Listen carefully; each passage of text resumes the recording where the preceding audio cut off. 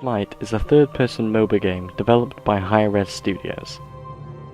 The game, currently in open beta, has 36 playable characters. One of the big appeals of Smite is that it maintains this MOBA genre, but they've really changed it up by just altering something as simple as the camera angle. Whereas in other MOBA games you have a camera angle that's quite far out from the character, and you move around by clicking your mouse on the ground. In Smite, you actually have direct control over your character. You move them with the WSAD, and the camera is over the shoulder, so you're really close into the action. One of the reasons why I actually really like Smite is because of this whole camera angle issue I've been talking about. In other MOBA games, you have a camera angle that's really far out, and as a result of that, the action doesn't feel like, you don't feel like you're there in the moment controlling or being the character. You sort of feel like a spectator to the action, and it kind of annoyed me the first time. I have actually come over from playing other MOBA games to Smite, and I've noticed that you feel a lot more in the action in Smite, even in smaller battles, because of this close-up camera angle and the fact you can't see a 360-degree radius around you. Now for me, one of the biggest appeals has to be the way they've actually done the maps and the different types of game modes that are available to you. There's a lot of game modes available. There's a standard 3-lane mode, and then there's something that's sort of reminiscent of League of Legends Dominion. They have another mode which is all random or mid. They have a mode which is like a circular arena, and then they also have match of the days, as well as practice modes against bots and pre-made ranked. So there's a lot of modes to choose from, and there's actually quite a lot of maps. One thing I never really got about some of these other MOBAs was the actual unwillingness they had to change up their maps and add new maps.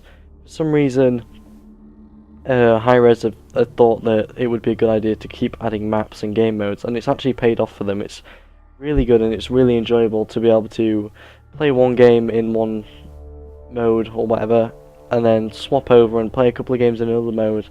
And I don't know, there's a lot of modes and there's a lot of maps to choose from, and I really like that. Just like the other MOBAs, you still have this whole character role thing.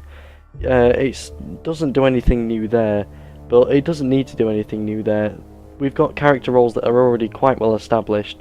The same goes with the item stats. The items themselves are actually quite interesting.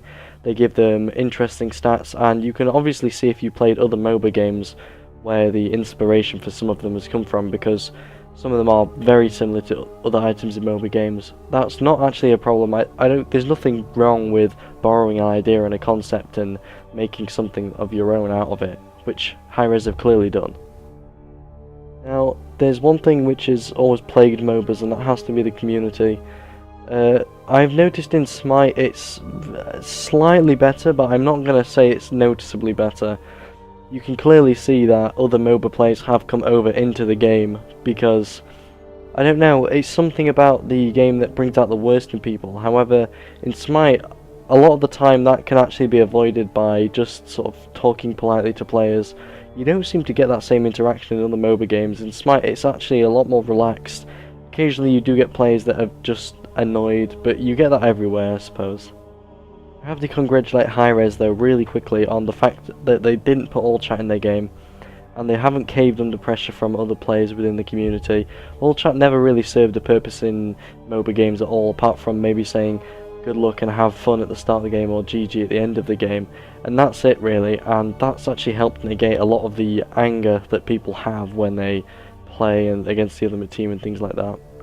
The game actually looks pretty stunning. They've done a really good job with a lot of the textures, and they have this black outline on everything that actually, well, you can turn it off if you find it annoying, but I actually really like it. It helps outline objects and things like that within the world.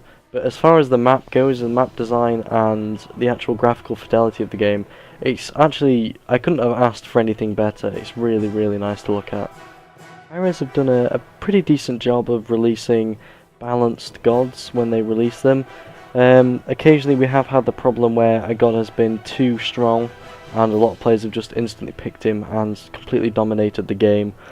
However, that has been addressed relatively quick. All the gods are pretty much on par with each other, and it's nice to see that Hi-Rez are actually keeping on top of it. Hi-Rez don't necessarily do anything bad as a studio.